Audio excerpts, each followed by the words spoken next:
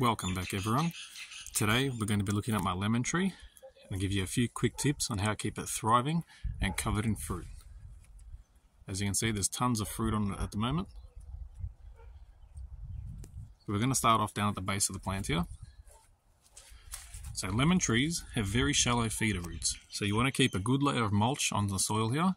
This one could do with a top up. As you can see, it's not very deep. It needs to be a good 3 to 5 centimeters deep all the way around. So like I said, they have very shallow feeder roots, so you want to keep competition with the roots to a minimum.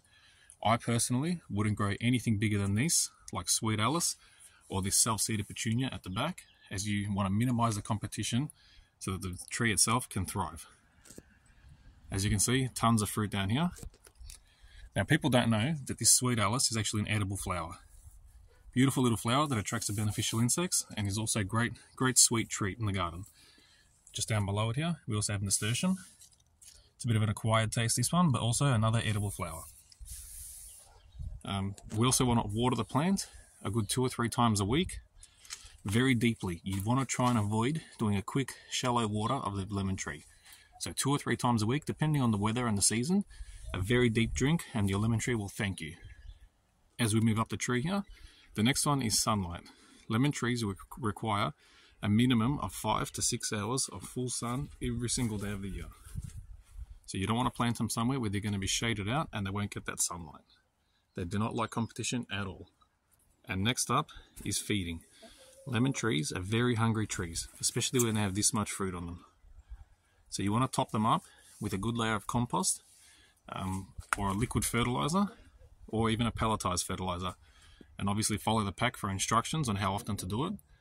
I also use what's called comfrey tea. Now there'll be a link in the description of this video for you to check out how I make that from my garden.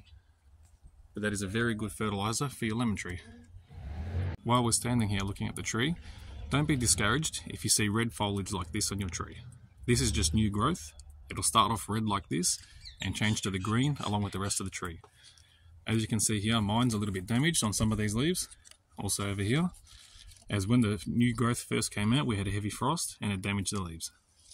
Now you can either cut that off, I've just left it, but the tree will be perfectly fine with that. Also up here, we can see this fruit here, and the one in the background there is nearly ready to pick. If we come along, look at this one here, it's not ready to pick yet, it's still hard and green.